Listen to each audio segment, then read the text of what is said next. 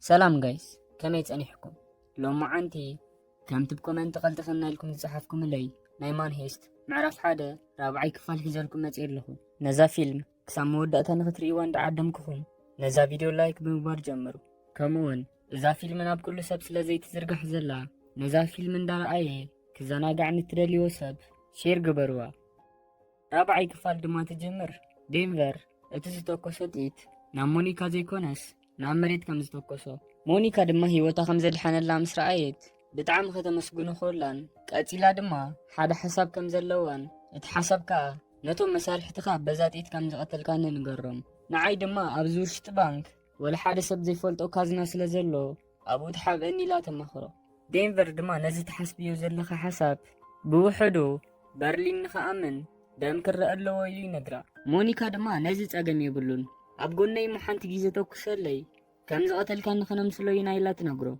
دينفر دما أبقونا أنت توكسلا نسان بوا غربا سلازخونا بتعم ختساقم تخيلن كساموت دما ختبتح سلا تخيل كم زي كوني نقرأ أمو داتو دما مونيكا بقى أبسلفي توكسلي لاتو قلتي أم بزي تسماميعهم دينفر نخالا جيزي أبسلفي توكسلا مونيكا دما سلفات هاريما نفسا مكوتو سلازا أبيا نامريت تودق برلين دما بوغنو دينفر كلتا جيزي بمتوكاسو تتراتيرو نابت شقاق تمليشي ماتت نابت شقاق اتي دمان دينفر نمنتاين حانت قوال نمغتال كلتا شبوت أباخين كايلو حاتو دينفر دمان نخيت قتلاقت لمنا كاخولا كابيدو لي نقرو برلين دمان مونيكا قريبو مويتان تخوينا يري أمو كامز موتت حاسيبو دما ندينفر نتبوتان خطراريون نتريسا دما نخبخفوني إززو بدحرز دما فيلمنا نابن راكي لادي أي وسدنا مو أديا باولا مالت نراكيل قوالا سلستفعتا باولا ندابلت عاويلة خطوع كلان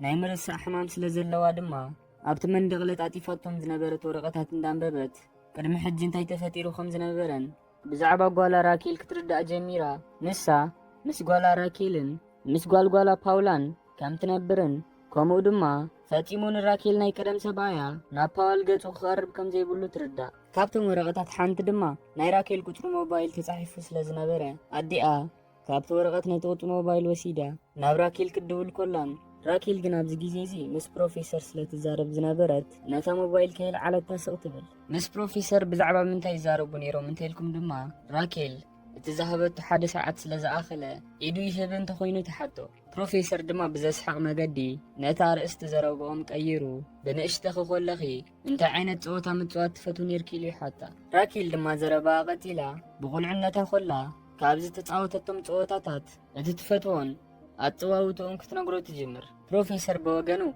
أنا دما بقول عنتي بوليس سرقن زبهال صوتا يفتو خمزنا برندا نقرا أبت صوتا دما اتم سرقتي كساب بوليس دي تتحزو تسفى خمزي كورتو أنا دما مستو مسارحتي تزاريبه ولو كان السخنة 16 عامت نابسمون تنتقنس كلي أنا قن بزير خوات إيلي نقرا عبز جزيز دما ناي بروفيسور ناي سروع مسمر موبايلو تدول اتزدوله سب دما بزقر مقدي نراكيلات دي آيانيرا بخمي ناي بروفيسور كتر موبايل رغيباتو تولو انتهاليهم دما تذكر انتخانكم أبكا لاي كفال راكيل بناي بروفيسور موبايل تتكيما نابدي أدويلا نيرا أبز حجي زي دما أديا ناب راكيل بتدقاقام جيزي تدول مو راكيل جن كي تقبلت تسق مسبلت أدي أدما بتعم تشغيلا كم زدولت نردا بروفيسور دما موبايلو تدول كم زلا مسرآيه مسراكيل زنبرو زربا غلطي في ود أمو نتا موبايلو يقبلا مستقبلا دما أدي أند راكيل ناب راكيل بتدقاقام جيزي ولا كنت دولت كتقبلا خمزي كآلتن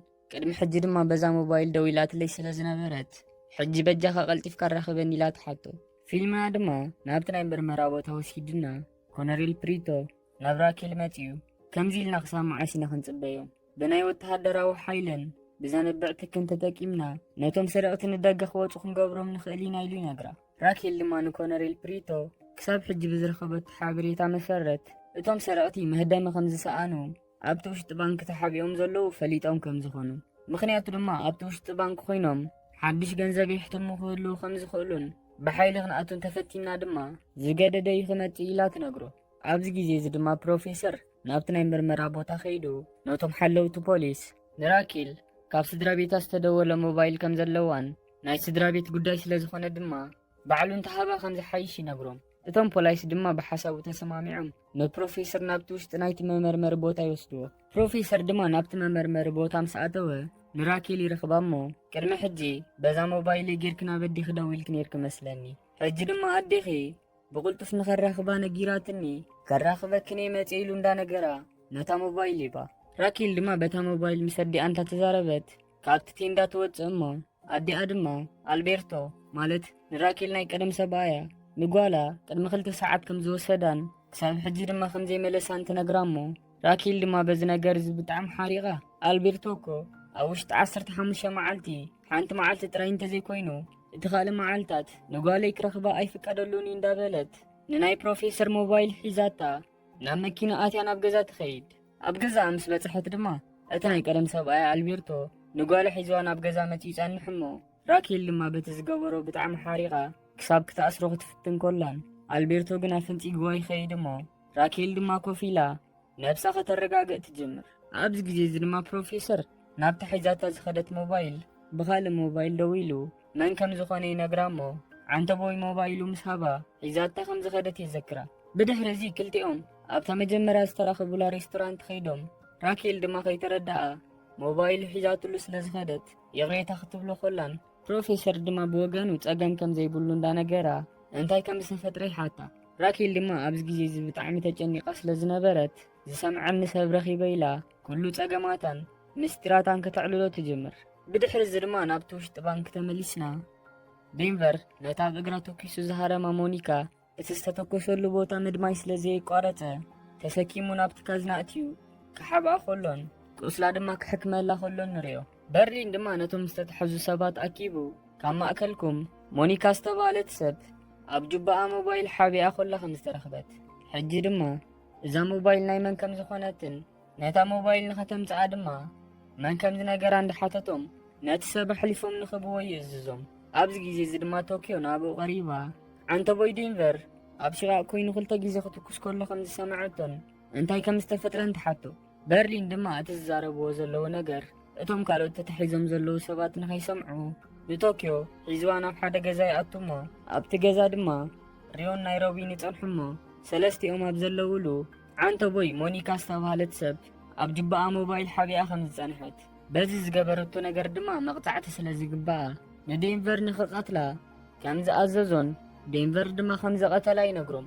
ቶኪዮ ድማ ኣብዚ ግዜ እዚ እቲ ዝገበርካዮ ነገር ፕሮፌሰር ይፈልጥ ዲ እንዳበለት ከምኡ እውን እቲ ናይ ፕሮፌሰር ስራሕና ክንሰርሕ ኮለና ዝኾነ ሰብ ክጉዳይ ይኹን ክመውት የብሉን ዝብል ሕጊ ጥሒስካዮ ኢላ እንዳነገረቶ ንሪዮ ድማ ናብ ፕሮፌሰር ንኽድውል ትነግሮ።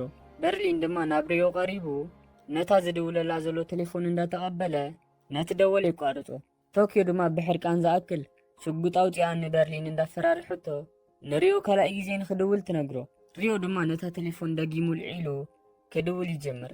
እንተኾነ ግን ፕሮፌሰር ኣብቲ ቦታ ስለ ዘይነበረ እታ ቴሌፎን ዘልዕላ ሲኢና ክድውል ኮላ ነሪያ። ኩሎም እንዳተዘራረቡ ከለዉ ድማ ንዴንቨር ኣቦኡ ዝኾነ ሞስኮ ናብቲ ቦታ መፂኡ ኣብ ታሕቲ ኮይነ እንዳኸውዓትኩ ከለኹ ኣብ ላዕሊ 2 ግዜ ክትኮስ ከሎ ንስኻትኩም ድማ ዓዊልኩም ክትዛረቡ ከለኹም ሰሚዕኩም ተሻቒለ እንታይ ከም ዝኾንኩም ንኸሓተኩም የመፅኢሉ እንዳነገሮም እንታይ ከም ዝተፈጥረ ይሓቶም። ቶኪዮ ድማ ብናይ በርሊን ትእዛዝ ካብቶም ዝተታሕዙ ሰባት ሓደ ተተኪሱሉ ከም ዝሞተ ትነግሮ። ሞስኮ ድማ እንዳፈረሐ መን እቲ ዝተኮሰ ኢሉ ምስ ሓተታ ቶኪዮ ድማ ዴንቨር ወድኻ ኢላ ትነግሮ።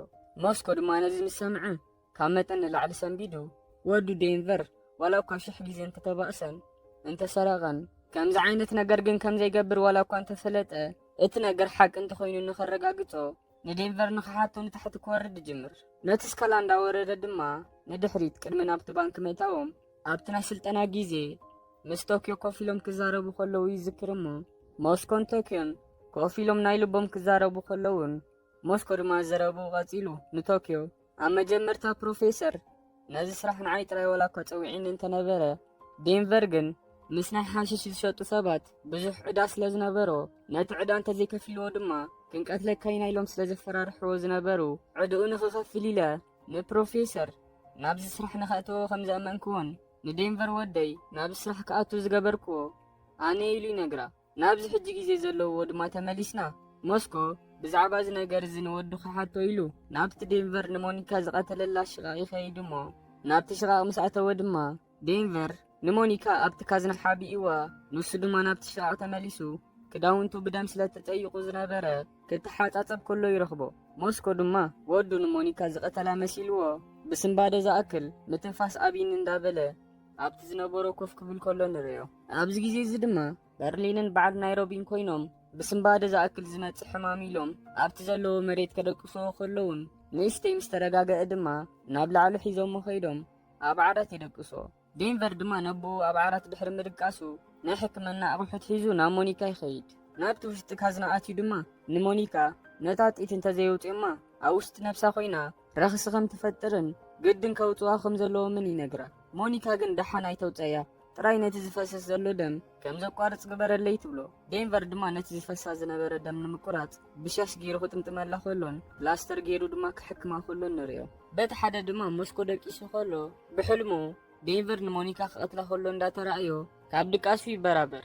ካብቲ ደቂስዎ ዝነበረ ተሲኡ ድማ ወዱ ናብዚ ኩሉ ነገር ንኽኣቱ ዝገብሮ ንሱ ስለ ዝኾነ ብጣዕሚ እንዳተጣዓሰ ኣብኡ ከሎ ነብሱ ከጥፍእ ይፍትን እሞ ሓሳቡ ቀይሩ ድማ ኢሉ ንፖሊስ እንተሃበ ከም ዝሓይሽ እንዳተዛረበ ካብታ ዝነበራ ገዛ ወፂኡ ናብቲ ኣፍ ደገ ናይቲ ባንክ እንዳጎየ ይኸይድ። ነቲ ናይቲ ባንክ ዓበ ማዕጾ ከፊቱ ኢሉ ንፖሊስ ክህብ ክፍትን ከሎ ንሪኦ። እቶም ብደገ ዝነበሩ ፖሊስ ድማ እቲ ናይቲ ባንክ ማዕጾ ክኽፈት ከሎ ሪኦም ዝፍጠር ነገር ስለ ዘይፍለጥ ክዳለዉ ከለውን ኣብቲ ውሽጢ ባንክ ድማ ኦስሎን ሄልሲንኪን ንሞስኮ ጠጠው ንኸብልዎ ከፈራርሕዎ ዋላ እኳ እንተጀመሩ ሞስኮ ግን ወልሓንቲ ከይሰምዖም ናብቲ ኣፍ ደገ ገጹ ይቐርብ። ኣብዚ ግዜ እዚ ድማ ዴንቨር ናብቲ ቦታ መፅዩ ኣቡኡ ኢዱ ንፖሊስ ክህብ ከም ዝፍትን ዘሎ ርኢዩ እንዳጎየ ሒዝዎ ይወድቕ እሞ እቶም ፖሊስ ገጽካ ንኸይርዩ ኢኻ ማስክኻ ግበር እንዳበለ ይነግሮ። ሞስኮ ድማ ንዓኻ ቀታሊ ነብሲ ገይረካ ኣነ ብሂወት እንተተረፍኩ እንታይ ክገብረለይ እንዳበለ ማስኩ ከም ዘይገብር ይነግሮ። ዴንቨር ድማ ነብኡ እቲ ሓቂ ይነግሮ። ንሞኒካ ከም ዘይቀተላን ንኸምስል ጥራይ ኣብ እግራ ተኪሱ ኣብቲ ናይ ገንዘብ ካዝና ሓቢእዋ ከም ዘሎ ይነግሮ። ናይሮቢ ድማ ኣብዚ ግዜ እዚ እንዳጎየት ከይዳ ነቲ ዓብ ማዕጾ ተዓጽዎ። ፖሊስ ድማ ብደገ ኮይኖም ብስናይፐር ነቲ ዝፍጠር ዝነበረ ነገር ክሪእዎ ከለውን ከይተኮሱ ብሰላም ግን እቲ ናይቲ ባንክ ማዕጾ ይዕጾ። ዴንቨር ድማ ኣቡኡ ምትንፋስ ከም ዝኸብዶ ዘሎ ምስ ረኣየ ንጹህ ኣየር ከም ትረክብ ክንገብረካ ኢና ኢሉ ይነግሮ። ፊልምና ድማ ናብታ ምስ ፕሮፌሰር ዘላ ራኬል ይወስደና እሞ ፕሮፌሰርን ራኬልን ኮፍ ኢሎም እንዳዕለሉ ከለዉ ኤንጅል ናብኦም መፂኡ ንራኬል እቲ ናይቲ ባንክ ማዕጾ ንቑሩብ ግዜ ተኸፊቱ ከም ዝነበረን ኣብ ውሽጢ ድማ ሓደ ሰብ ንደገ ክወፅእ ክፍትን ከሎ ካልእ ሰብ መፂኡ ከም ዝሓዞን እቲ ማዕጾ ድማ ከም ዝተዓጽወን ይነግራ። ራኬል ድማ ነዚ ምስ ሰምዐት ንፕሮፌሰር ካለ መዓልቲ ክንረኸብ ኢና ኢላቶ ምስ ኤንጅል ኮይና ክትከይድ ኮላ ንሪኣ። ፕሮፌሰር እውን ነዚ ምስ ሰምዐ እንታይ ከም ዝተፈጥረ ንኸረጋግፅ ኢሉ ሓሳቡ ከፍ ኢሉ ክኸይድ ከሎ ንሪኦ። ብድሕሪ እዚ ድማ ናብቲ ውሽጢ ባንክ ተመሊስና ዴንቨር ነቲ ምትንፋስ ዝኣበዮ ዘሎ ኣቡኡ ንጹህ ኣየር ንኸተንፍስ መዳን ነቶም ዝተታሕዙ ሰባት ሒዙ ኩላቶም ድማ ሓደ ዓይነት ማስክን ሓደ ዓይነት ክዳንን ከም ዝገብሩ ምስ ገበሮም ክዛረብ ጀሚሩ ሕጂ ን10 ደቂቕ ዝኸውን ናብ ልዕሊ ዝገዛ ክንወፅእ ኢና ዝኾነ ሰብ ካባኹም ድማ ካሃድም ይኹን ካልእ ነገር ንኽገብር ንኸይፍትንን እንዳነገሮም ከሎ ኣርትሮ ንዴንቨር ንምንታይ የውፅኦም ከም ዘለዉ ይሓቶ እሞ ዴንቨር ድማ ከይመልሰሉ ምስ ሓለፈ ኣርትሮ ምዝራብ ቀፂሉ እዞም ሰረቕቲ ንሶም ንኸሃድሙ ንዓና ከም መከላኸሊዮም ዝጥቀሙልና ዘለዉ እንዳበለ ከግሮምርም ይጅምር። ዴንቨር ድማ ናብኡ ተመሊሱ ስቕ ክብል እንዳፈራርሖ ሓደ መሳርሕትና ስለ ዝሓመመ ንጹህ ኣየር ንኽንረክብ ኢና ንወፅእ ዘለና ኢሉ ይነግሮ። ኣርትሮ ድማ ሕጂ እውን ምዝራብ ከየቋረፀ እቲ ዝሓመመ መሳርሕትኹም ንምንታይ ሓሚሙ በቲ ዓንተቦይ ዝተተኮሰ ተቕስዲ ሓሚሙ መኒኹም ከተኪስኩም ቀቲልኩም እንዳበለ ሕቶ ምሕታቱ ይቕፅል። ዴንቨር ድማ ብዘረቡ ብጣዕሚ ስለ ዝሓረቐ ሽጉጡ ጥዩ ኣብ ኣፉ እንዳእተወሉ ስቕ ንኽብል ይነግሮ። ብድሕሪ እዚ ድማ ኩሎም ነቲ ዝተዋህቦም ማስክ ገይሮም በብተራ ንደገ ክወፁ ይጅምሩ። እቶም ብደገ ዝነበሩ ፖሊስ ድማ ብስናይፐሮም ገይሮም ነቲ ዝፍጠር ዝነበረ ነገር ክከታተልዎ ይጅምሩ። ፕሮፌሰር ድማ በዓል ዴንቨር ዝገብርዎ ዘለዎ ነገር ሪኡ ኣብቲ ውሽጢ ባንክ እንታይ ከም ዝካየድ ዘሎ ንምፍላጥ ናብቲ ባንክ ይድውል። ኣብቲ ውሽጢ ባንክ ድማ በርሊን ነታ ሞባይል ይቕበላ እሞ ንፕሮፌሰር እቲ ዝካየድ ዘሎ ነገር ንሱ ከም ዘይፈቐደን ብመሳርሕቱ ተገዲዱ ከም ዝኾነ ይነግሮ። ንሕና ድማ ብካሜራና ሪዮን ቶኪዮን ሽጉጦም ናብኡ ገጾም ገይሮም ክሕልውዎ ከለዉ ንሪኦም። ናብ በዓል ዴንቨር ድማ ምስ ተመለስና ኩሎም ብሓንሳብ ኮይኖም ብሰላም ኣየር እንዳወሰዱ ከለዉ ዴንቨር ነብኡ እቲ ዝተፈጥረ ነገር ኩሉ ከረድኦ ከሎን ኣርትሮ ድማ ናብኦም ተጸጊዑ ዘዕልልዎ ዝነበሩ ክሰምዖም ከሎን ካብ ዕላሎም ድማ ንሞኒካ ተኪሰላ ዝብል ጥራይ ሰሚዑ ንሞኒካ ተኪሶም ዝቐተልዋ መሲልዎ በቲ ተዋሂብዎ ዝነበረ ፊክ ሽጉጥ ገይሩ ከፈራርሖም ጀመር። እቶም ብደገ ዝነበሩ ፖላይስ ድማ ነቲ ዝፍጠር ዝነበረ ነገር ብካሜራኦም ክርእይዎ ከለዉ እቶም ስናይፐር ዝሓዙ ፖላይስ ድማ ኣርትሮ ብሽጉጥ ገይሩ ንኽልተ ዝተታሕዙ ሰባት ከፈራርሖም ከሎ ሪኦም ስናይፐሮም ከቀባበሉ ጀመሩ። ሞስኮ ድማ እቶም ኣብቲ ፊቶም ዝነበሩ ስናይፐር ሽጉጦም ከም ዘቀባበሉ ምስ ረኣየ ንሳቶም ቅድሚ ምትኳሶም ንወዱ ዴንቨር ተንበርኪኽና ንሕናቶም ዝተታሕዙ ሰባት ክንመስል ኣለና ኢልዎ ኣብኡ ከለዉ ክንብርከኹ ከለዉ ንሪኦም። ሕጂ ኣርትሮ ሓደ ካብቶም ሰረቕቲ በዓል ዴንቨር ድማ እቶም ዝተታሕዙ ሰባት መሲሎም ማለት እዩ። ኣርትሮ ድማ በቲ ሒዝዎ ዝነበረ ሽጉጥ ምፍርራሑ ስለ ዝቐጸለ እቶም ኣብ ደገ ዝነበሩ ፖላይስን ራኬልን ሓደ ካብቶም ሰረቕቲ ናቶም ዝተታሕዙ ሰባት ክቐትሎም ዝፍትን ዘሎ መሲልዎም ቅድሚ ናቶም ተንበርኪኾም ዝነበሩ ሰባት ምቕታሉ ራኬል ናቶም ስናይፐር ሒዞም ዝነበሩ ፖላይስ ነቲ ዘፈራርሕ ዘሎ ተኪሶም ንኽሃርምዎ ትእዝዝ። ኣብዚ ግዜ እዚ ድማ ሓደ ካብቶም ስናይፐር ንኣርትሮ ብስናይፐር ተኪሱ ክሃርሞ ከሎን ኣርትሮ ድማ ብስናይፐር ተሃሪሙ ክወድቕ ከሎ ንሪኦ። ዝኸበርኩም ተኸታተልቲ ናይዛ ፊልም ማኒሄስት ምዕራፍ 1 ራብዓይ ክፋል ኣብዚ ትወድእ። ሓምሻይ ክፋል ሒዝናልኩም መፂና ኣለና። ነዛ ፊልም ክሳብ መወዳእታ ንኽትርእይዋ እንዳዓደምክኹም ነዛ ቪድዮ ላይክ ብምግባር ጀምሩ። ሓምሻይ ክፋል ድማ ትጅምር። ዴንቨርን ሞስኮን ነቲ ብስናይፐር ዝተሃርመ ኣርትሮ ተሰኪሞሞ ናብቲ ውሽጢ ከእትውዎ ከለዉ ርኢናያ ትጅምር። ብድሕሪ እዚ ድማ ተሰኪሞም ናብቲ ውሽጢ ባንኪ እትውዎሞ ኣብ ብርኽ ዝበለ ጣውላ ድማ የደቅስዎ። ኣርትሮ ድማ ብጣዕሚ እንዳተቐንዘወ ማይ ንኽብዎ ይዛረብ። ቶኪዮ ግን ቅድሚ እታ ጢት መውፅኣ ማይ ክሰቲ የብሉን ማይ ከይትብዎ እንዳበለት ካብ ላዕሊ ናይ ሕክምና ኣቑሑት ሒዛ ክትመፅእ ኮላ ንሪኣ። በቲ ቶኪዮ ዘምፀቶ ናይ ሕክምና ኣቑሑት ድማ ኩሎም ንኣርትሮ ካብ ሞት ንምድሓን ዝከኣሎም ክገብሩ ከለዉ ንሪኦም። ኣብዚ ግዜ እዚ ድማ ቅድሚ ናብዚ ባንኪ ምእታዎም ኣብቲ ናይ ስልጠና ግዜ ፕሮፌሰር ብዛዕባ ናይ ሰብ ሰውነት ኣካላት ክምህሮም ከሎ ይርኤና እሞ ፕሮፌሰር ምናልባት ኣብቲ ውሽጢ ባንኪ ምስ ኣተኹም ካባኻትኩም ሓደ በጢት እንተተሃሪሙ ናብ ሆስፒታል ክትከዱ ስለ ዘይትኽእሉ ኣብኡ ነንሕድሕድኩም ነጥባሕቲ ጌርኩም ነታ ጢት ከተውፅዋ መታን ኢሉ ንሪዮ ከም ኣብነት እንዳርኣየ ኣብ ነብሲ ናይ ሪዮ ድማ ሰውነት ኣካላቱ እንዳሰኣለ ብዛዕባ ናይ ሰብ ናይ ሰውነት ኣካላት ሓደ ብሓደ ክምህሮም ከሎ ንሪኦ። ናይ ጓል ሰውነት ኣካላት ንኽሪኦም ድማ ናይሮቢ ትድቅስ እሞ ቶኪዮ እንዳሰመረት ኩሉ ናይ ጓል ናይ ሰብነት ኣካላት ሓደ ብሓደ እንዳተምሃርዎ ከለዉ ቶኪዮ ድማ ኣብ ነብሲ ናይ ናይሮቢ ብማርከር ጌራ እንዳሰኣለት ኮላ ኣብ ናይ ናይሮቢ ከብዲ ናይ መጥባሕቲ በሰላ ትርኢ እሞ ወላው ካብቲ ግዜ እቲ ብዙሕ ዘይፋለጣ እንተነበራ ቶኪዮ ግን ናይሮቢ ቅድሚ ሕጂ ወሊዳ ከም ዝነበረት ትጥርጥር። ብድሕሪ እዚ ድማ ናብዚ ሕጂ ዘለውዎ ግዜ ናብቶም መርመርቲ ፖሊስ ተመሊስና። እቶም መርመርቲ ፖሊስ በቲ ዝገበርዎ ማለት ኣርትሮ ሓደ ካብቶም ሰረቕቲ መሲልዎም ብስናይፐር ገይሮም ከም ዝሃረምውን ይኹን እምበር ኣርትሮ ሰራቂ ዘይኮነስ ካብቶም ዝተታሕዙ ሰባት ስለ ዝኾነ በቲ ዝገበርዎ ነገር ብጣዕሚ ክጭንቁ ከለዉ ንሪኦም። ምክንያቱ ድማ እቶም ኣብቲ ደገ ዝነበሩ ሚድያታት ከይተረፉ እቲ ንሶም ዝገበርዎ ነገር ስለ ዝፈለጡ ድሮ ናብ ህዝቢ ከመሓላልፍዎ ስለ ዝጀመሩ እዩ ነይሩ። እታ ነዚ ትእዛዝ ክመሓላለፍ ዝኣዘዘት መርማሪት ፖሊስ ራኬል ድማ ነዚ ኩሉ ነገር ክፈጠር ዝገበረቶ ንሳ ስለ ዝኾነት ሚድያታት ድማ እዚ ፀገም ናታ ምዃኑ ክዛረቡ ስለ ዝጀመሩ ብጣዕሚ ክትጭናቕ ኩላ ንሪኣ። ኣብ መወዳእትኡ ግን ኣማራፂ ስለ ዘይብላ ናብ ፕሮፌሰር ትድውል። ፕሮፌሰር ድማ ኣብቲ ዝተሓብአሉ ቦታ ኮይኑ ነታ ሞባይል ክትድውል ኮላ ክሰምዓ ከሎን እቶም ፖላይስ ተጨኒቖም ከም ዘለዉ ስለ ዝተረድኡ ድማ ነታ ቴሌፎን ካብቲ ቅድሚ ሕጂ ዝቕበላ ዝነበረ ግዜ ንእሽተይ ዶንጊ ይቕበላ። ፕሮፌሰር ድማ ነታ ሞባይል ተቐቢሉ ነታ ምስኡ ትዛረብ ዝነበረት ራኬልን ነቶም ዝሰምዕዎ ዝነበሩ ፖላይስን ዝገበርኩሞ ነገር ሪእኩሞ ዶ እንዳበለ ክወቕሶም ከሎን እቲ ዝሃርምዎ ኣርትሮ ድማ ንኽመውት ንእሽተይ ከም ዝተረፎን ሕጂ ዝደወለሉ ምክንያት ብዛዕባ ንሱ ዘለዎ ኩነታት ክትፈልጡ ደሊኹም ዲኹም ኢሉ ይሓቶም። ራኬል ድማ ፕሮፌሰር ዝብላ ዘሎ ነገር ሰሚዓ ነቲ ዝብሎ ዘሎ ነገር መልሲ ስለ ዝሰኣነት ኩሉ መጉደፎ ሕጂ ኣብቲ ኣፍ ደገ ናይቲ ባንክ ኣምቡላንስ ተዳልያ ትልካላ።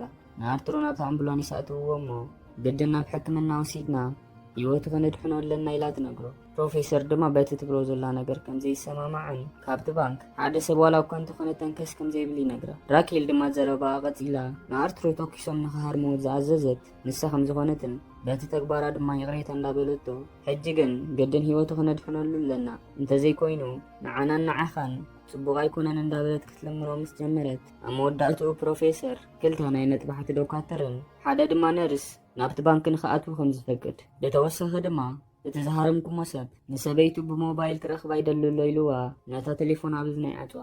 በዚ ነገር እዚ ብጣዕሚ ዝተጨነቐት ራኬል ድማ ካብቲ ናይ ምርመራ ቦታ ወፂያ ኣብ ጥቓኣ ናብ ዝነበረ ኣምቡላንስ ኣትያ ነብሳ ከተረጋግእ ኮላ ንሪያ።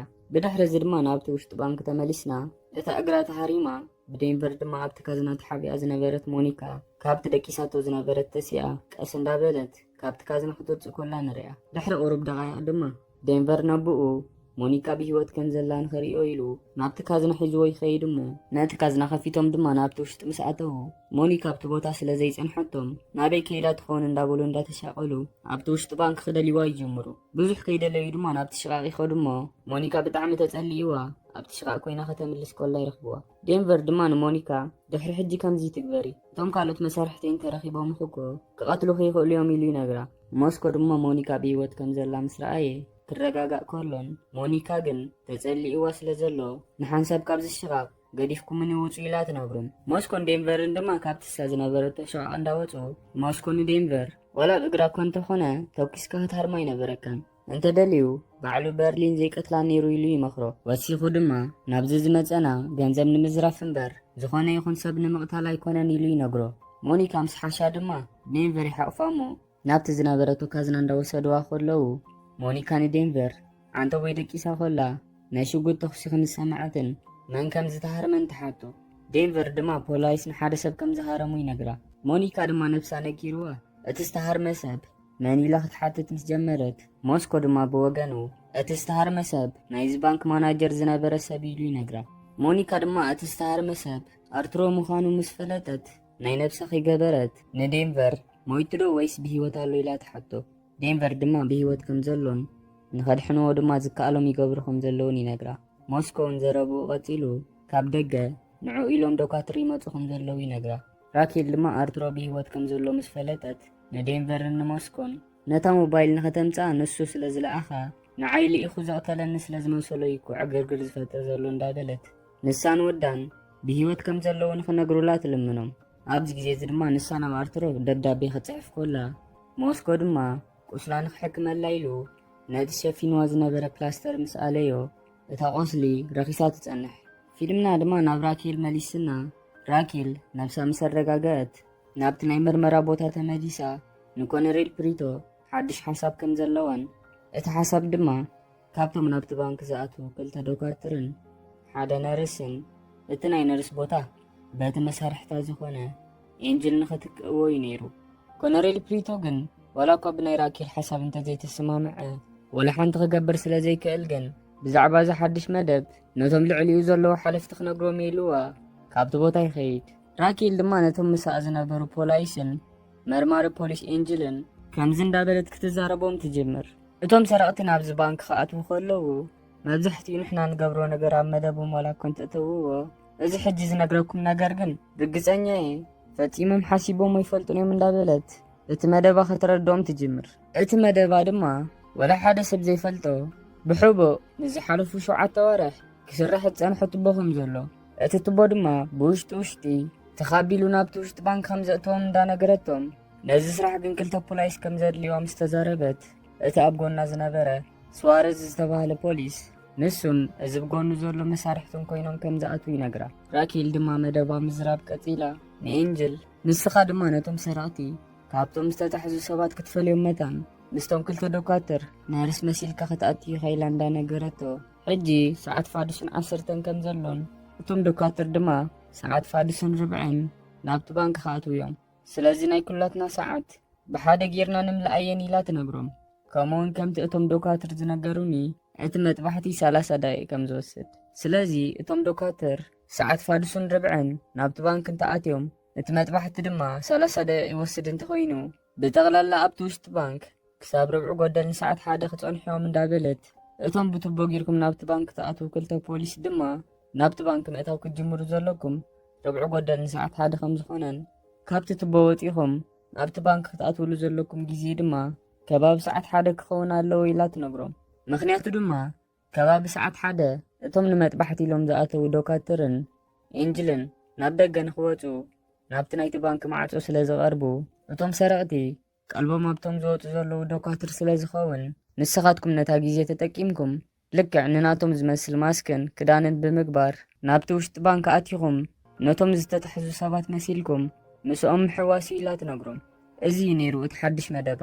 ቀፂላ ድማ ኣብዚ መደብ መታን ክንዕወት ናይ ኩላትና ሰዓት ሓደ ዓይነት ክኸውን ኣለዎ ኢላ ትነግሮም። ብድሕሪ እዚ ድማ ናብቲ ውሽጢ ባንክ ተመሊስና ሞስኮ ንሞኒካ ክሕክማ ከሎን እታ ቁስላ ድማ ብጣዕሚ ስለ ዝረኸሰት ነታ ጢት ከውፅኣ ናይ መጥባሕቲ መሳርሒታት ስለ ዘድልዮ እቲ ናይ መጥባሕቲ መሳርሒታት ድማ ኣብ ትሕቲ ቁፅፅር በርሊን ስለ ዝኾነ ሞስኮ ንበርሊን እንተሓቲቶሞ ብዛዕባ እዚ ነገር እዚ ንኸይፈልጥ ኢሉ ንወዱ ዴንቨር ካብቶም ሕጂ ዝመፁ ዘለዉ ዶካተር ናይ መጥባሕቲ ኣቑሑት ሰሪቕካ ምፃእ ኢሉ ይልእኮ። ዴንቨር ድማ ዘረባ ናይ ኣቦኡ ሰሚዑ ነታ ኣቑሑት ከምፅእ ኢሉ ምስ ተስአ ሞኒካ ነታ ዝፀሓፈታ ደብዳቤ ንኣርትሮ ሃበለ ኢላ ትቦ። ኣርትሮ ድማ ከምቲ ዝደልዮ እቶም ኣብ ደገ ዘለዉ ፖላይስ ሰበይቱ ረኺቦም ከምፅዋ ከለውን ምስ ኣርትሮ ድማ ብሞባይል ከረኸቦም ከለውን ንርኢ። ኣርትሮ ድማ ንሰበይቱ ላውራ ብሞባይል ምስ ረኸባ ሕጂ ድሓን ከም ዘሎን ብጣዕሚ ከም ዘፍቅራ ድማ እንዳነገራ ቅድሚ ሕጂ ግዜ ስለ ዘይሂበኪ ዝነበርኩ ይቕሬታ እንዳበለ ካብዚ ምስ ወፅኹ ግን እኹል ግዜ ክበኪ ኢሉ ቃል ይኣትወላ። እንተኾነ ግን ናይ ሰበይቱ ስም ረሲዕዎ ሞኒካ ኢሉ ምስ ፀዋዓ ላውራ ድማ ነዚ ምስ ሰምዐት ብጣዕሚ ሓዚና ነታ ሞባይል ክትዓፅዋ ከላን ክትበኪ ከላን ንሪያ። ብተመሳሳሊ ግዜ ድማ ኤንጅል ምስቶም ክልተ ዶካትር ኮይኑ ናብቲ ውሽጢ ባንክ ክኣቱ ከሎ ንሪኦ። ፕሮፌሰር ድማ ኣብታ ዝተሓበላ ገዛ ኮይኑ በቲ ናይቲ ባንክ ናይ ሴኩሪቲ ካሜራ ገይሩ ነቶም ናብቲ ባንክ ዝኣትዉ ዝነበሩ ሰባት ክሪኦም ከሎን ንኤንጅል ምስ ረኣዮ ግን ካሜሩ ኣቕሪቡ እንዳረኣዮ ቅድሚ ሕጂ ንራኬል ካብ ኣዲኣ ሞባይል ምስ ተደወላ ንራኬል ክባይሉ ናብቲ ናይ ምርመራ ቦታ ኣትዩ ከሎ ንኤንጅል ርእይዎ ስለ ዝነበረ ካብቶም መርመርቲ ፖሊስ ሓደ ምዃኑ ተረዲእዎ እቲ ዝሓሰቦ ነገር ስለ ዝኾነሉ ብጣዕሚ ክሕጎስ ከሎ ንሪኦ። ቀልጢፉ ድማ ናብቲ ውሽጢ ባንክ ይድውል እሞ በርሊን ነታ ቴሌፎን ምስ ተቐበላ ፕሮፌሰር ንበርሊን ካብቶም ሰለስተ ዝኣተዉ ሰባት እቲ መነፀር ዝገበረ መርማሪ ፖሊስ ምዃኑ እንዳነገሮ ከምቲ ቅድሚ ሕጂ ዝተዘራረብናዮ ነዚ ነገር እዚ ብዘይ ዝኾነ ይኹን ጌጋ ክትፍፅምወለካ ኢሉ ነጊርዎ ነታ ሞባይል ይዓፅዋ። ኣብዚ ግዜ እዚ ድማ ፊልምና ቅድሚ ናብዚ ባንክ ምእታዎም ናብቲ ናይ ስልጠና ግዜ ወስደና እሞ ፕሮፌሰር እዚ ነገር እዚ ንኽፍጠር ካብ መጀመርትኡ ከም ዝመደቦን ንበዓል በርሊን ድማ ናብቲ ውሽጢ ባንክ ምስ ኣተና እቶም ፖላይስ ወይ መግቢ ብዘብፅሕ ሰብ ወይ ድማ ብኻልእ ነገር ምክንያት ገይሮም ሓደ ካብ ኣባላቶም ከም ዝሰዱ እንዳነገሮም እቶም ፖላይስ ኣብ መፃወዲኦም ዘእትውና ዘለዉ ዋላ እኳ እንተመሰሎም ንሕና ኢና ግን ኣብ መፃወድያና ነእትዎም ዘለና ይብሎም። ብድሕሪ እዚ ናብዚ ሕጂ ግዜ ናብቲ ውሽጢ ባንክ ተመሊስና ኤንጅል ምስቶም ክልተ ደኳትር ኮይኑ ናብቲ ባንክ ምስ ኣተወ በርሊን ድማ ምስ ክልተ መሳርሕቱ ኮይኑ ነቶም ክልተ ደኳትርን ንኤንጅልን ኩሉ ዘለዎም ኣቑሑት ንክብዎም ይሓትዎም እሞ ኤንጅል ድማ ናይ መኪና መፍትሑን መነፀሩን ከቐምጥ ከሎ ንሪኦ። በርሊን ድማ ኣብ መሬት ንክድቅሱ ይነግሮም እሞ ሰለስቲኦም ምስ ደቀሱ ክፍትሾም ከሎን ነቲ ሓደ ድማ ሄልሲንኪ ነታ ናይ ኤንጅል መነፀር ብዘይፍለጥ ኣገባብ ብማሽን ገይሩ ክፍሕር ከሎን ኣብታ ዝፈሓራ ጉድጓድ ድማ ሓንቲ ንእሽተይ ማይክ ንፕሮፌሰር ድማ ኣብ ከባቢ ኤንጅል ዘሎ ኩሉ ነገር ተስማዖ ክእቱ ከሎ ንሪኦ። ነታ ዝፈሓራ ጉድጓድ ድማ ከምታ ዝነበረታ ንምምሳል ቀለም ክገብረላ ከሎ ንሪኦ። ብድሕሪ እዚ ድማ በርሊን ነቶም ዶካተር ካብቲ ደቂሶሞ ዘለዉ ንኽትስኡ ይነግሮም እሞ ቶኪዮ ድማ ንኤንጅል ክሰርሕ ከለኻ መነፀርካ ክህልየካ ስለ ዝኽእል ኢላ መነፀሩ ክትመልሰሉ ከላ ኤንጅል ግን እንታይ ከም ዝገበሩ ወላ ሓንቲ ስለ ዘይትረድኦ ነታ መነፀር ገይሩዋ ናብቲ ውሽጢ ባንክ ክኣቱ ከሎ ንሪኦ። ብድሕሪ እዚ እቶም ዶካተር ናብቲ ውሽጢ ባንክ ኣትዮም መጥባሕቲ እንዳገበሩ ከለዉ ሪዮ ድማ ነታ ሓልዋ ዝተባህለ ተምሃሪት ኤዲሰን ክሕልዋ ኢሉ ናብቲ ዝነበረቶ ገዛ ምስ ኣተወ ኤዲሰን ድማ ንስኻ እኮ ሰራቒ ትመስልን ኢኻ ሽጉጥካ ኸማን በግቡእ ኣይትሕዝን ኢኻ እንዳበለት ንፀወታ ክትላገፅ ኮላን ስለዚ ሰልችዋ ድማ መፂኑ ካዕልላ ትነግሮሞ ሪዮ ናብ ኣቐሪቡ ኮፍ ምስ በለ ኤዲሰን ብዛዕባ ስድራ ቤታን ኣተዓባቢኣን ክትነግሮ ጀሚራ ቀደም ብንእሽተኣ ኮላ ምስ ኣቦኣ ንሃደን ትወፅእ ከም ዝነበረት በዚ ድማ ንሽጉጥ ጥዑይ ጌራ ክንትፈልጣ እንዳነገረቶ ሓደ መዓልቲ ግን ንኣቦይ ዓርኩ ብሽጉጥ ገይሩ ስለ ዘፈራርሓ ካብኡ ንዳሓር ሽጉጥ ትበሃል ከም ዘይተንከፈትን ከም ትፈርሕን ትነግሮ። ሪዮ ድማ ነዚ ምስ ሰምዐ ኤዲሰን ናይ ሽጉጥ ፎብያ ስለ ዘለዋ ኢሉ ነቲ ሒዝዋ ዝነበረት ሽጉጥ ካዝንኣ እንዳውፅአ ኣርሒቑ ይቕምጣ። ብድሕሪ እዚ ድማ ንኤዲሰን እንዳዕልላ ከሎ እቶም ዶካትር እንታይ ከም ዝገብሩ ዘለዉ ክሪኦም ኢሉ ናብቲ ኣፍ ደገ ውፅእ ኢሉ ምስ ተመልሰ ብዘይገመቶ መገዲ ኤዲሰን ነታ ንሱ ዓንተ ወይ ዝቐመጣ ሽጉጥ ኣልዒላ ዋላ እኳ ትካዝና እንተውፅኻዮ ኣብዛ ውሽጢ ሽጉጥ ግን ሓንቲ ጥይት ተሪፋ ላይላንዳ ነገረቶ ከተፈራርሑ ኮላ ንርያ ሪዮ ድማ ኣማራፂ ስለ ዘይብሉ ነታ ብጅቡ ቀሚጥዋ ዝነበረ ናይ ሓደ ኢድ ሽጉጥ ኣውፂኡ ንዓኡ ናብ ርእሳ ዓቂንላ ነታ ሒዛታ ዝነበረት ሽጉጥ ክሕድጋ ከሎን ብጣዕሚ ስለ ዝሕረቐቶ ድማ ካብቲ ዝነበረቶ ብዝኸፍአ ከኣስራ ከሎን ንሪኦ። ብድሕሪ እዚ ድማ ፊልምና ናብቲ መስሓቅ ዝኾነ ኣርትሮ ናይ ሰበይቱ ስም ላውራ ከሎ ሞኒካ ኢሉ ከም ዝፀውዓ እንዳዘከረ ንሰበይቱ ንኻልኣይ ግዜ ንኸረኽብዎ ይሓቶም። ኣብዚ ግዜ እዚ ድማ እቶም ዶክተር ስርሖም ጀሚሮም ንኣርትሮ መጥባሕቲ እንዳገበሩሉ ከለዉ ዴንቨር ድማ ብድሕሪኦም ኮይኑ ነቲ ሰሪቕካ ምፃዮ ዝተባህለ ናይ መጥባሕቲ መሳርሒ ንክወስድ ክፍትን ከሎ ንሪኦ። ኣብኡ ከሎ ድማ ንምስራቅ ዝጥዕመሉ ግዜ እንዳተፀበየ ከሎ ከይፈለጠ ነታ ሞኒካ ንኣርትሮ ሃበሌላ ዝሃበቶ ደብዳቤ ካብ ጅቡኡ የውድቓ። ናይሮቢ ድማ ነታ ወረቐት ካብ ናይ ዴንቨር ጅባ ክትወድቕ ኮላ ትሪኣ እሞ ብእግራ ረጊፀ ሒዛ ወላ ሓደ ሰብ ከይረኣያ ድማ ከተልዕላ ኮላን ከፊታ ድማ ከተንብባ ኮላን ንሪኣ። ኣብ ተመሳሳሊ ግዜ ድማ ራኬል ነቶም በቲ ትቦ ጌራ ዝለኣኸቶም ክልተ ፖላይስ ናብቲ ናይቲ ባንክ መእተዊ ንኽበፅሑ 2 ሜትሮ ጥራይ ከም ዝተረፎም ትነግሮም። ንሕና ድማ ብካሜራና እቶም ክልተ ዝተላእኩ ፖላይስ በቲ ወላ ሓደ ሰብ ዘይፈልጦ ትቦ ገይሮም ናብቲ ውሽጢ ባንክ ንኽኣትዉ ክኸዱ ከለዉ ንሪኦም። ፕሮፌሰር ድማ ኣብታ ዝተሓብአላ ገዛ ኮይኑ በቲ ናይ ሴኩሪቲ ካሜራ ሳውንድ ሲስተም ክርኢ ከሎ ሓደ ሰብ ብደገ ኮይኑ ንውሽጢ ዘሎ ሰብ ይዛረብ ከም ዘሎ ይርኢ እሞ ነቲ ናይቲ ድምፂ ቮሊዩም ወሲኹ ምስ ሰምዖ ድማ ቀልጢፉ ናብቲ ውሽጢ ባንክ ናብ ዘሎ ናብ በርሊን ይድውል። በርሊን ድማ ኣብቲ ውሽጢ ባንክ ኮይኑ እቶም ዶክተር ዝገብርዎ ዝነበሩ ነገር ክከታተሎም ከሎን እቶም ዶክተር ነታ ጥይት ምስ ኣውፅዋ ድማ በርሊን ፈሊጡ ነቲ ከም ነርስ መሲሉ ዝኣተወ ኤንጅል ንስኻ ነርስ ስለ ዝኾንካ ነዚ ቆስሊ ስፈዮ ኢሉ ይእዝዞ። ኤንጅል ድማ ንሱ ክሰፍዩ ኢሉ ክፍትን ከሎን ናይ ብሓቂ ነርስ ስለ ዘይኮነ ግን ክሳብ ከመልስ ክደሊ ከሎ ንሪኦ። በርሊን ድማ ንስኻ ናይ ብሓቂ ነርስ ዲኻ ኢሉ እንዳሰሓቐ እንዳተላገፀሉ ከሎ ሄልሲንኪ ናብኡ መፂኡ ካብ ፕሮፌሰር ቴሌፎን ይድወለሉ ከም ዘሎ ይነግሮ። በርሊን ድማ ንሄልሲንኪ ኤንጅል ከመልስ ስለደልዩ ዘሎ ናብ ሽቓቅ ውሰዶ። ኣብቲ ሽቓቅ ምስ ከደ እንተዘየምሊሱ ግን ናብቲ ናይ ሽቓቅ ማኢሎ ኮይሉ ይዝዞ። ብድሕሪ እዚ በርሊን ናብታ ቴሌፎን ከይዱ ምስ ተቐበላ ፕሮፌሰር ንበርሊን ፖላይስ ብደገ ኮይኖም ናብቲ ውሽጢ ባንክ ናብ ዘሎ ሰብ ይዛረቡ ስለ ዘለዉ በይን ይመፁ ከም ዘለዉ ዋላ እኳ እንተዘይፈለጥና ፖላይስ ግን ናብቲ ውሽጢ ባንክ ከኣትዉ ስለ ዝፍትኑ ዘለዉ ፕላን ቢ ንኽጅምሮ እንዳነገሮ ነቶም ኣትዮም ዘለዉ ዶክተር ድማ ቀልጢፍካ ካብቲ ባንክ ውፃዮም ኢልዎ ነታ ቴሌፎን ይዓፅዋ። በርሊን ድማ ነዚ ምስ ሰምዐ ናብቶም መሳርሕቱ ከይዱ ፕላን ቢ ንኽጅምርዎ ይእዝዞም። በቲ ሓደ ድማ ኤንጅል ካብ ሽቓቅ ኣምሊሱ ምስ ተመልሰ ነቶም ሰረቕቲ ይሪኦም እሞ ብዘገርም መገዲ ግን ኩሎም ዝገበርዎ ማስክ እቲ ናይ ዓንቲ ቦይ ዝነበረ ማስክ ዘይኮነ ሓድሽ ማስክ ከም ዝቐየሩ የስተውዕል። ኣብዚ ግዜ እዚ ድማ ኤንጅል ናይ ራኬል ሓሳብ ነቶም ፖላይስ ኣብ ኢዶም ንምእታው ዋላ እኳ እንተኾነ ብኣንጻሩ ግን ሕጂ እቶም ናብዚ ባንክ ዝመፁ ዘለዉ ፖላይስ ኣብ ኢድ እቶም ሰራእቲ ከም ዝኣትዉ ተረዲእዎ ንበርሊን ስርሖም ከም ዝወድኡ ነጊርዎ ካብቲ ባንክ ቀልጢፉ ይወፅእ። ካብቲ ባንክ ምስ ወፀ ድማ እንዳጎየ ናብ ራኬል ከይዱ እቲ ኣብቲ ውሽጢ ባንክ ዘሎ ነገር ማለት ኩሎም እቶም ሰራእትን እቶም ዝተታሕዙ ሰባትን ናይ ገጾም ማስክ ከም ዝቐየሩ ምስ ነገራ ራኬል ድማ ብጣዕሚ ሰንቢዳ ብቕልጡፍ ነቶም ናብቲ ባንክ ዝኣትዉ ዝነበሩ ክልተ ፖላይስ እቲ ተልእኾ ከም ዝተሰረዘን ናብቲ ባንክ ምእታው ድማ ንኽገድፍዎ ክትነግሮም ትጅምር። ፕሮፌሰር ግን ብዘስሓቕ መገዲ ኣብቲ ዝተሓብኡሉ ገዛ ኮይኑ ብፍሪኩንሲ ብሎከር ገይሩ ራኬል ትዛረቦ ዝነበረት ዘረባ ናብ በዓል ስዋረዝ ከም ዘይበፅሕ ይገብሮ። እዚ ማለት ድማ ራኬል ትዛረቦ ናቦም ኣይበፅሕን እዩ፣ ንሶም ድማ ዝዛረቦ ናብ ራኬል ኣይበፅሕን እዩ ማለት እዩ። ስዋረዝን እቲ ካልኣዩ ፖሊስን ድማ ከምቲ ናይ ራኬል መደብ ናብቲ ባንክ ምእታዎም ይቕፅሉ። ዝኸበርኩም ተኸታተልቲ ናይዛ ፊልም ማኒ ሄስት ምዕራፍ 1 5 ክፋል ኣብዚ ትውድእ። ማኒ ሄስት ምዕራፍ 1 6 ክፋል ሒዝናልኩም መፂና ኣለና። ነዛ ፊልም ክሳብ መወዳእታ ንኽትሪእዋ እንዳዓደምኩኹም እዛ ፊልም ናብ ብዙሓት ንኽትበፅሕ ድማ ነዛ ቪድዮ ላይክ ብምግባር ጀምሩ።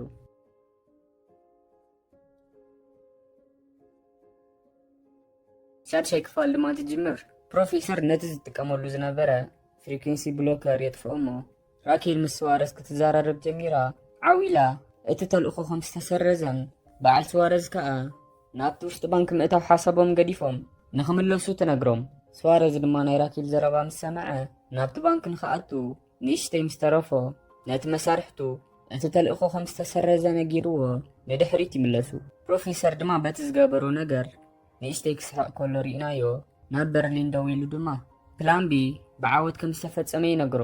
ብድሕሪ እዚ ድማ ፊልምና ናብ ሞስኮን ናብ ሞኒካን ወሲድና ሞስኮን ሞኒካን ዴንቨር ነቲ ዝተባህሎ መሳርሒ ሰሪቑ ክሳብ ዝመፅእ ክልቲኦም ኮፍ ኢሎም ክዕልሉ ከለውን ሞኒካ ድማ ንሞስኮ ድሕሪ 9 ወርሒ ወላዲት ስለትኸውን ወላዲ ምዃን ከመይ ኢላ ትሓቶ። ሞስኮ ድማ ዘረብኡ ቀፂሉ ወላዲ ምዃን ሙሉእ ዕድሜኻ ብዛዕባ ውላድካ ምሕሳብ ምዃኑ ብሓፂሩ ብዛዕባ ነፍስኻ ዘይኮነ ብዛዕባ ካልእ ሰብ ምሕሳብ ማለት እዩ ኢሉ እንዳነገራ ከሎ ዴንቨር ነቲ ዝተባህሎ መሳርሕን ካልኦት መድሃኒታትን ሒዙ ይመጽእ። ዴንቨር ግን ብፍርሓት ዝኣክል ንሞኒካ ናይ መደንዘዝ መርፍእ ክወጋእ ስለ ዘይከኣለ ሞስኮ ተቐቢሉ ክወጋእ ከሎን ነታቲት ከውፅኣ ድማ መጥባሕቲ እንዳገበረ ከሎን ሞኒካ ንዴንቨር እታ ዝሃብኩኻ ደብዳቤ ንኣርትሮ ሂብካዮ ዶ ኢላ ትሓቶ። ዴንቨር ድማ ሞኒካ ኣብ ስቃይ ስለ ዘላ በዚ እውን ከይትጭነቕ ኢሉ እታ ደብዳቤ ንኣርትሮ ከም ዝሃቦ ኣርትሮ ድማ ብጣዕሚ ተሓጒሱ ከም ዘፍቅራ ከም ዝነገራን ካብዚ ቦታ ምስ ወፀና ድማ ናብ ኣውስትራልያ ክወስደኪ ኢሉኪ እንዳበለ ሓሲዩ ክነግራ ከሎ ንሪኦ። ሞኒካ ድማ ዴንቨር ሓሲዩ ነግራ ከም ዘሎ ስለ ዝተረድኣ ናብ ኣውስትራልያ ምኻድ ንኣርትሮ ሰበይቲ ዝኾነት ናይ ላውራ ደለይት ከም ዝኾነን ላውራ ግን ናብ ኣየር ምድያብ ስለ ትፈርሕ ክሳብ ሕጂ ከም ዘይከዱ እንዳነገረቶ ላውራ ናብዚ ቦታ መፅያ ነይራ ዳይላ ትሓቶ። ዴንቨር ድማ ኣብ ቅድሚ ሞኒካ ክሕሱ ስለ ዘይከኣለ እወ ሰበይቱ ናብዚ ቦታ መፅያ ነይራ ምስ ኣርትሮ ድማ ብሞባይል ኣዕሊሎም ነይሮም ኢሉ ይነግራ። ኣብዚ ግዜ እዚ ድማ ሞስኮ ነታጢት ንኸውፅኣ ዝተኻእሉ ክፍትን ከሎ እታ ዓንተ ወይ ነታ ወረቐት ዘንበበታ ናይሮቢ ደድሕሪ ዴንቨር ናብቲ ቦታ መፅያ ዴንቨር ድማ ናብቲ ካዝና ከም ዝኣተወ ምስ ረኣየት ነቲ ናይቲ ካዝና ማዕፆ ትኸፍቶ። ናብቲ ካዝና ኣትያ ድማ ንዴንቨር እንታይ ትገብሩ ኣለኹም ኢላ እንዳሓተተቶ ብሽጉጣ ጌራ ናብኡ ገጻ ትዕቅን። ኣብዚ ግዜ እዚ ግን እቲ ዝገብርዎ ዘለዎ ነገር ምስ ረኣየቶ ናብ በዓል በርሊን ከይዳ ክትነግሮም እያ እንዳበልና ከለና ንሳ እውን ናብቲ ውሽጢ ኣትያ ንሞስኮ እዚ ትገብሮ ዘለኻ እኮ ጌጋ እዩ እንዳበለት ነቲ ናይ መጥባሕቲ መሳርሒ ተቐቢላቶ ንሳ እውን ንሞኒካ ንምድሓን ዝተኻእለ ክትገብር ከላ ንሪያ። ነዚ ዝገበረትሉ ምክንያት ድማ ፕሮፌሰር ናብቲ ውሽጢ ባንኪ ምስ ኣተኹም ዝኾነ ይኹን ሰብ ክጉዳኢኹም ክመውት የብሉን ኢሉ ስለ ዝኣዘዞም እያ ነይራ። ብድሕሪ እዚ ድማ ፊልምና ናብ በዓል ራኬል ይወስደና እሞ ራኬል በቲ ዘጋጠመ ነገር ብጣዕሚ ተገሪማ ንኤንጅል ኮፍ ኣቢላ ከተዛረቦ ኮላን ፕሮፌሰር ድማ ኣብታ ዝተሓብአላ ገዛ ኮይኑ በታ ናብ ናይ ኤንጅል መነፅር ዘእተውዋ ማይክሮፎን ገይሩ ኩሉ ዝዛረቦ ዝነበሩ ክሰምዖም ከሎ ንሪኦ። ኣብዚ ግዜ እዚ ድማ ራኬል እዞም ሰረቕቲ ንክንደይ ዓመታት መደብ ስለ ዝገበሩ እዮም ኩሉ መደባትና ኣቐዲሞም ዝፈልጥዎ ዘለዉ እንዳበለት ብጣዕሚ ክትግረም ኮላን ፕሮፌሰር ድማ ንሳ ትዛረቦ ዘላ ነገር እንዳሰምዐ ልክዕ ኣብቲ ቦታ ምስኣ ከም ዘሎ ሰብ ንኩሉ ንሳ ተሓቶ ዝነበረት ሕቶታት ኣቐዲሙ መደብ ገይርዎም ስለ ዝነበረ ብዘገርም መገዲ ንኩሉ ሕቶታታ በብሓደ ክምልሰላ ከሎ ንሪኦ። ዋው ፕሮፌሰር ድማ ንኩሉ ሕቶታት ናይ ራኬል መልሲ ስለ ዝረኽበሎም ዝነበረ ብነፍሱ ክኸርዕ ከሎን ክሕጎስ ከሎን ንሪኦ። ኣብዚ ግዜ እዚ ግን ራኬል ነቶም ምስኣ ዝነበሩ ፖላይስን መርመርቲ ፖሊስን እዞም ሰረቕቲ መብዛሕትኡ ናትና መደባት ኣቐዲሞም እንዳፈለጡ ንሕና ኣብ ፀወታ ከም ነተኩር እዮም ዝገብሩና ዘለው ኣብቲ ፀወታ ድማ ኩሉ ግዜ ንሕና ኢና ንሰዓር ዘለና እንዳበለት እቲ እንኩ ክንገብሮ ዘለና ነገር ነዚ ናይ ሰረቕቲ ነገር ካብ መጀመርታ ጀሚርና ክንምርምሮ ኣለና ኢላ ትዛረብ። ፕሮፌሰር ድማ ነዚ ምስ ሰምዐ ካብ ናይ ምሕጓስ ሙድ ወፂኡ ነቲ ንሳ ትብሎ ዝነበረት ነገር ብትኩረት ክሰምዖ ጅምር። ራኬል ድማ ዘረባ ኣቐፂላ እዞም ሰረቕቲ ናብቲ ባንኪ ክኣትዉ ካሕስቡ ከለዉ ገደን ናብዚ ባንኪ ኣትዮም መፅናዕቲ ገይሮም ነይሮም። ብኸምኡ ኢና ከዓ ቶኪዮን ሪዮን ናብዚ ባንኪ ክኣትዉ ከለዉ ዘርኢ ቪድዮ ዝረኸብና። ሕጂ ድማ ቶኪዮን ሪዮን ናብቲ ባንኪ ክኣትዉ ከለዉ በይኖም ድዮም ነይሮም። ኣብቲ ውሽጢ ባንኪ ምስ መን ተራኺቦምን ዝኾነ ብካሜራ ክረአ ዝኽእል ምልክት እንተገዲፎምን ንድሕሪት ተመሊስኩም መርመራኹም ካብ መጀመርታ ጀምሩ ኢላ ትእዝዞም። ብጣዕሚ ደኺማ ስለ ዝነበረት ድማ ነዚ ቦታ ንክቆፃፀሮ ንስዋረስ ሓላፍነት ሂባቶ ንኸተዕርፍ ናብ ገዛኣ ትኸይድ። ፕሮፌሰር ድማ እቲ ንሳ ዝበለቶ ኣብ ጥራዙ ክፅሕፉ ከሎን ቀፃሊ መደቦም ድማ እንታይ ክኸውን ከም ዝኽእልን ክሓስብ ከሎ ንሪኦ። ብድሕሪ እዚ ድማ ፊልምና ናብቲ ውሽጢ ባንኪ መልሰና እሞ ናይሮቢ ንሞኒካ ድሕሪ ምሕካማ ናብ ስራሓ ተመሊሳ ክሳብ ሕጂ 172 ሚልዮን ዶላር ከም ዘሕተሙ ብቻልኮል ጌራ ክትፅሕፍ ከላን ምስ ሪዮ ድማ 172 ሚልዮን ገንዘብ ሓቲምና እንዳተባህሉ ክሕጎሱ ከለዉ ንሪኦ። ብድሕሪ እዚ ድማ ሪዮ ኣብቲ ባንኪ ወክ እንዳገበረ ከሎ ሓንቲ ቲቪ ይርኢ እሞ ዋላ እኳ ፕሮፌሰር ናብቲ ውሽጢ ባንኪ ምስ ኣተኹም ዜና ክትርእዮ የብልኩምን ኢሉ ነጊሮም እንተነበረ ሪዮ ግን ንናይ ፕሮፌሰር ምኽሪ ሸለሊሉ ብዛዕባኦም ሚድያታት እንታይ ከም ዝብሉ ዘለዉ ንምፍላጥ ነታ ቲቪ ይውላዓ። ኣብዚ ግዜ እዚ ድማ ኩሎም ብሓንሳብ ኮይኖም ዜና ክርእዩ ከለውን ኩለን ሚድያታት ድማ ብዛዕባኦም ይዛረባ ከም ዘለዋ ፈሊጦም ክስሕቁ ከለውን ንሪኦም። ኣብ መንጎ ግን ንሪዮ ኣቦኡን ኣዲኡን ኣብ ሓደ ቻነል ቀሪቦም ኢንተርቪው ክግበረሎም ከሎን ንሪዮ ኣቦኡ ድማ ክዛረብ ጀሚሩ ወዶም ካብ ቀደም ካብ ገዝኡ ዘይወፅእ ሓፋር ሰብ ከም ዝነበረን ሕጂ ግን ክሳብ 60 ዝኣኽሉ ንጹሓት ሰባት ማሪኹ ናብ ፖሊስ ድማ ክትኩስ ከሎ ምስ ረኣኩ ብጣዕሚ እየ ሰንቢደ። ድሕሪ ሕጂ ሪዮ ወድና ኣይኮነን ወድና ንዓና ሞይቱ ኢሎም ይዛረቡ። ቶኪዮ ድማ ነዚ ምስ ሰምዐት ሪዮ ካብዚ ንላዕሊ እንተሰሚዑ ከይጉዳእ ኢላ ነታ ቴሌቪዥን ተጥፍኣ። ሪዮ ግን ድሮ ሰሚዕዎም ስለ ዝነበረ በቲ ዘረብኦም ብጣዕሚ ሓሪቑ ካብቲ ዝነበርዎ ገዛ ገዲፎም ይወፅእ። ብድሕሪ እዚ ቶኪዮ ናብቲ ሞኒካ ንክትቅተል ዝኣዘዘ በርሊን ከይዳ ክሳብ ሕጂ ድማ ብተግባሩ ሓሪቓ ስለ ዘላ ናብቲ ንሱ ዝነበሮ ገዛ ኣትያ ኣብ ፊቱ ኮፍ እንዳበለት ሽጉጣ ድማ ኣውፂኣ ንኽተፈራርሑ ኢላ ኣብቲ ጣውላ ክተቐምጣ ሁላን በርሊን ድማ እንታይ ከም ዝደለየት ምስ ሓተታ እቲ ብቐዳማይ ዝገበርካዮ ነገር ፕሮፌሰር ናብዚ ምስ ኣተና ወላ ሓደ ሰብ ከይተቐትሉ ኢሉ ዋላ እኳ እንተኣዘዘና ንስኻ ግን ሓደ ሰብ ንክቕተል ስለ ዝኣዘዝካ ናዚ ነገር እዚ ንፕሮፌሰር ክትነግሮ ኣለካ እንተዘይኮይኑ ባዕለይ ደው ኢለ ክነግሮ ኢላ ተፈራርሑ። ኣብዚ ግዜ እዚ ድማ ኣማራፅስ ኣነ በርሊን ቶኪዮ ነታ ሞባይል ደው ኢላ ትቦሞ ንሱ ድማ ተቐቢሉ ናብ ፕሮፌሰር ክድውል ይጅምር። ፕሮፌሰር ድማ ብምሸት ኣብታ ዝተሓበላ ገዛ ኮይኑ ኣብ ዓራቱ ደቂሱ እንዳሓሰበ ከሎ ቴሌፎኑ ክድውል ከላ ሰሚዑ እንታይ ኮይኖም እዮም ብምሸት ዝድውሉ ዘለዉ ኢሉ ብጣዕሚ ተሻቒሉ ጥራሕ እግሩ ናብታ ቴሌፎን ከይዱ ነታ ቴሌፎን ይቕበላ። በርሊን ድማ ዘረብኡ ቀፂሉ እቲ ናይ መጀመርቲ ሓጎም ዝኾነ ናብዚ ባንኪ ምስ ኣተና ዝኾነ ይኹን ሰብ ክንጎዲ ይኹን ክንቀትል የብልናን ዝብል ሕጊ ከም ዘፍረሶ እንዳነገሮ ቅድሚ ሓደ መዓልቲ ንሱ ብዘመሓላልፎ ትእዛዝ ዴንቨር ንሓንቲ ሞኒካ ዝተባህለት ሰብ ከም ዘቐተላ ይነግሮ። ፕሮፌሰር ድማ ነዚ ምስ ሰምዐ በቲ በርሊን ዝዛረቦ ዘሎ ነገር ካብ መጠን ንላዕሊ ይሓርቕ። ቶኪዮ ድማ እቲ ዝደለየቶ ነገር ምስ ገበረት ንበርሊን ገዲፋቶ ትኸይድ። በርሊን ድማ ቶኪዮ ከም ዝኸደት ምስ ረኣየ ንፕሮፌሰር ካብ ቀደም እኮ ንስኻ ኢኻ እኮ ፀገም ዘለካ እምበር ኣነ ነጊረካ ነይረ ሕጂ ነዚ ዝሰርሕክዎ ጌጋ ተመጣጣኒ ዝኾነ መቕፃዕቲ ኽፅዓኒ እሞ እታ ሞኒካ ዝተባህለት ሰብ ከም ዝሞተት ግን ወላ ሓደ ሰብ ስለ ዘይፈለጠ እቲ መደቦም ከም ዘለዎ ክቕፅል ከም ዝኽእል ይነግሮ። ፕሮፌሰር ድማ በቲ በርሊን ዝተዛረቦ ነገር ካብ መጠን ንላዕሊ ሓሪቑ ኣብዚ ውሽጢ 48 ሰዓታት እቶም ፖላይስ ኩሎም እቶም ዝተታሕዙ ሰባት ብሂወት ከም ዘለዉ ዘርኢ ሓበሬታ ካሓቱን እዮም ኢልዎ ነታ ሞባይል ይዓፅዋ። ዝኸበርኩም ተኸታተልቲ ናይዛ ፊልም ማንሄስት ምዕራፍ 1 ሻድሻይ ክፋል ሓፃር ዋላ እኳ እንተኾነት ኣብዚ ትውድእ። ኣብ ቀፃሊ ብ7ይ ክፋል ክሳብ ንራኸብ ብድሓን ፅንሑ እንዳበልኩ ነዛ ቻነል ሳብስክራይብ ምግባርኩም ድማ ይትረስዑ።